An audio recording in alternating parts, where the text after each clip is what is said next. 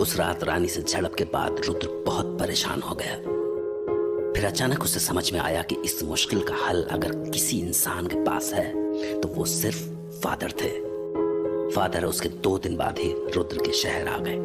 उनकी ट्रेन रात के वक्त पहुंचनी थी, इसलिए रुद्र सराय से निकला और फादर को रिसीव करने चल पड़ा, जबकि उधर फादर की ट्रेन स्टेशन पर पहुंच चुकी थी।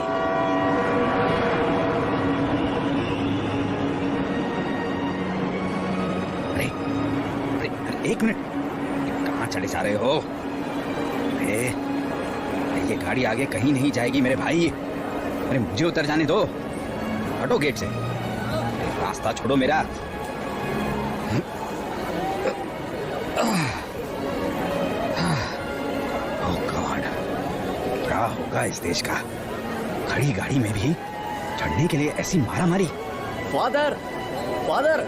अरे तो रुद्र की आवाज है, पर ये है कहाँ? वो रहा।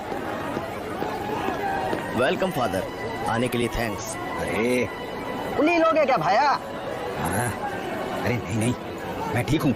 ले लो भाया, ज्यादा पैसे भी ना लेते हम तो। अमीर आदमी दिखते हो तुम, गरीब का भला कर दोगे तो क्या हो जाएगा? अरे मेरे पास एक ही बैग है भाई, मैं इसे खुद उठा सकता हूँ। अब जिद मत करो और जाओ। अरे तो हम उठा लेंगे, उसमें क्या है? अरे अरे अरे पर चला जाए यहाँ से। चले जाना है यहाँ से, चले जाना है यहाँ से। ये करने की कोई जरूरत नहीं थी रुद्रा, मैं उसे मना कर ही रहा था। इतना वक्त नहीं है फादर, और वैसे भी अब मेहनत करके कुछ हासिल करने की आदत छूट गई है। चलिए, घोड़ा गाड़ी आपका इंतजार कर रही है। हाँ, लेट्स गो। तो रुद्र, कैसे हो तुम? कैसी चल रही है यहाँ तुम्हारी जिंदगी? कैसा हूँ? बिल्कुल जवान हूँ फादर, पर एक प्रॉब्लम है। कैसी परेशानी? रात को नींद नहीं आती और खून की प्यास कभी मिटने का नाम ही नहीं लेती। इसका कोई सलूशन है क्या आपके पास फादर? हाँ?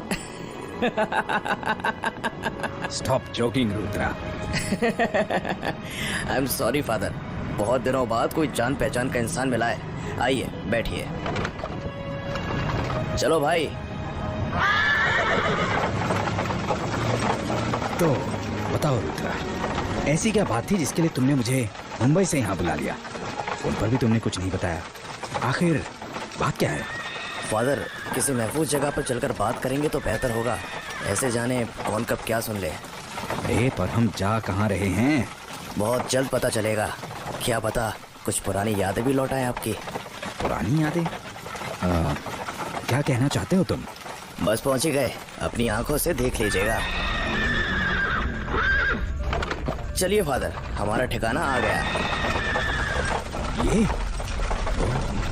ये तो रानी की सराय है। बट वाई रुद्रा, तुम मुझे यहाँ क्यों लेकर आए हो? कहा था ना, पुरानी यादें ताजा हो जाएंगी आपकी। अंदर चलें? पुरानी यादें? बिल्कुल नहीं, उन्हें मैं यादें नहीं, एक बुरा सपना मानता हूँ। अरे अब कौन आ गया? कहीं हमारा शिकार तो ना है? देखो जरा। अरे तू इतनी जल्दी आ गए हो आज? हमारे पे निगरानी रखने वास्ते आ गया के? और साथ में कौन से? अपने शिकार ने वश में करके सराय तक ले आया के? पहचान गए या पहचान करानी होगी आपकी फादर? नहीं, उसकी कोई जरूरत नहीं है, बहुत अच्छे से पहचान गया। खम्मा गणी रानी सा। हैं? यो कमाल बात से इस कठपुतली ने बोलना भी सिखा दिया तूने तो रुद्रा। गौर से देखिए रानी सा, क्या आपको ये चेहरा जाना पहचाना सा नहीं लगता? जाना पहचाना? मने क्यों जाना पहचान के लगने लगा ये कठपुतली? बातें मत बना, बता सीधे सीधे क्यों ले आया ऐसे यहाँ? मैं फादर हूँ रानी जी। आपको शायद याद नहीं होगा, पर हम लोग पहले भी मिल चुके हैं। अपने दिमाग पर एक बार जोर डालिए, आपको किसी आदमी को ताबीज देना याद आएगा। ताबीज? कैसी ताबीज? मने कोई? हाँ हाँ, जो क्या हुआ? हमारा दिमाग मने कुछ बताने की कोशिश कर रहा से। हाँ, ताबीज। थारी सकड़ याद आ रही से मने, पर सब धुंधला धुंधला कछु याद कोनी मने यो के हो रहा से। बैठ जाइए रानी साहब, आप भी बैठ जाइए फादर, बात बहुत लंबी होने वाली है, खड़े खड़े आप थक जाएंगे। ये लीजिए पानी पी लीजिए। पानी दे रहे हो ना, कहीं खून तो नहीं है? फादर हम लोग खून पिलाते नहीं पीते हैं। तो रुद्रा, तुम इस सराय में रानी के साथ रहते हो? तो बताओ, ऐसी कौन सी बात थी जो तुम महफूज जगह पर करना चाहते थे? ऐसा क्या हो गया जो मुझे अपनी फैमिली वेकेशन छोड़ के 2 वैम्पायर्स के साथ अकेले एक रूम शेयर करना पड़ रहा है? फादर आप अच्छे से जानते हैं कि हम वैम्पायर्स की जिंदगी कैसी होती है। आपको पता है कि कैसे हर दिन हम अपने अंदर के हैवानियत से लड़ते हुए अपनी इंसानियत को बराबर रखने की कोशिश करते हैं कि कोई अनहोनी ना हो जाए, हम किसी बेगुनाह की जान न ले लें। पर फादर अगर हमारे अंदर का हैवान हमारी इंसानियत पर काबू करने लगता है तो हम दरिंदे बन जाते हैं जिन्हें बस खून की प्यास दिखती है। मैं ये बात अच्छी तरह से समझता हूँ रुद्रा, पर तुम्हारा पॉइंट क्या है? कहीं तुम अपनी इंसानियत तो नहीं खो रहे? नहीं फादर, मैं नहीं, रानी साहब अपनी इंसानियत खो रही हैं। व्हाट? के बोल रहा है रुद्रा तू? बिल्कुल ठीक बोल रहा हूँ। जिस तरह से आपने 4 दिन पहले उस वीसीआर वाले को जान से मारने की कोशिश की थी, मुझे तभी समझ जाना चाहिए था कि कुछ गड़बड़ है, पर मैंने देर कर दी और उसके अगले दिन ही आपने 6 लोगों की जान ले ली, और तो और एक मासूम बच्चे पर भी हमला किया। ये हैवानियत नहीं है तो और क्या है रानी साहब? मैं तब से यही बात बार बार बोली जा रही हूँ कि मैं ना मारा किसी ने, ना ही उस बच्चे पर मैंने हमला किया था। हाँ, वीसीआर वाले छोरे का खून पीते हुए मैंने काबू खो दिया था, पर उसके बाद मैंने कोई वैसा काम न करा। रही बात हैवानियत की रुद्रा, तो तुझसे बड़ा हैवान कोई ना है। तूने ही की है मारी ऐसी दुर्गत, तूने ही मुझे ऐसा बनाकर छोड़ दिया। असली हैवान ना तू है, तू। गलत कह रही हैं आप रानी साहब। तू तो उसका ही संगी साथी से, तू हमारी बात कट्टे माने को। दरअसल बात संगी साथी की नहीं, सच्चाई की है रानी साहब। कौन सी सच्चाई? वो सच्चाई जो आज तक आपके दिमाग में धुंधली सी परछाई बनकर रह गई है। वो सच्चाई जिसमें आप सब की हालत के पीछे का सच छिपा है। रे के बोल रहा है तू? साफ साफ बोल मने, पहेलियां ना बुझा। रानी साहब, आपकी इस हालत का असली जिम्मेदार, बल्कि आप दोनों की इस हालत का असली जिम्मेदार रुद्र नहीं, डैनी है। डैनी? कौन डैनी? मैं मालिक ने नहीं जानती। अरे यो मैं से डैनी ने मालिक क्यों कह रही हूँ? यो क्या हो रहा है मने? देखा, ये आपका दिमाग आपको ये याद दिलाने की कोशिश कर रहा है कि आपको उस डैनी ने कैसा कठपुतली बनाकर रखा था, और उसके बाद आपने जो भी किया, जो भी बोला, आपको कुछ याद नहीं। जे सब के नजर आ रहा है मने? एक लंबा सा पतला सा आदमी, मालिक? अरे मैंने फिर मालिक बोला? अरे बता मन्ने, ये सब क्या हो रहा है? वो लंबा सा पतला सा आदमी ही डैनी था रानी साहब। उसकी वशीकरण की शक्ति इतनी ताकतवर थी कि उसने आपको तो अपने वश में किया ही, रुद्र की होने वाली बीवी की भी जान ले ली। और हाँ, रुद्र को वैम्पायर भी उसी के एक साथी ने ही बनाया था। जो के बोल रहे हो? तो फिर मैं ऐसी कैसी बन गई? किसने की मेरी ऐसी हालत? रुद्र ने, पर उसकी बहुत बड़ी वजह थी। वजह? कैसी वजह? डैनी ने आपको वश में करने के बाद हमें नकली ताबीज देने को कहा था, और जब रुद्र को पता चला कि आपने हमें धोखा दिया है, तो ये अपने गुस्से पर काबू नहीं रख पाया और इसने आपकी जान ले ली। पर मरने तो ना पता था ना कि मैं किसने के दे रही हूँ। रुद्र ये बात नहीं जानता था।